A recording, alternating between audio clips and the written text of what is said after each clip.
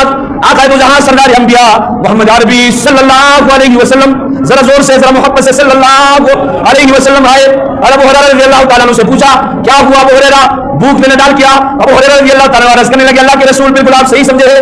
نبی پاک صلی اللہ علیہ وسلم نے صحابی کو تسلی دینے کے لیے عرض کیا, اپنا دامن اٹھایا اور کہا ابو ہریرہ بھوک کی وجہ سے آپ کے پیٹ پر ایک پتھر ہے, لیکن نبی پاک صلی اللہ علیہ وسلم نے اپنا دامن اٹھایا تو نبی پاک صلی اللہ علیہ وسلم کے پیٹ پر 2 پتھر تھے. نبی اکرم صلی اللہ علیہ وسلم نے ابو ہریرہ رضی اللہ تعالیٰ عنہ کو ہاتھ سے پکڑا, صفا کے مدرسے میں لے گئے, اتنے میں دودھ کا پیالہ آتا ہے. نبی اکرم صلی اللہ علیہ وسلم نے ابو ہریرہ رضی اللہ تعالیٰ عنہ کو بلایا اور کہا یہ صحابہ پر تقسیم کرو.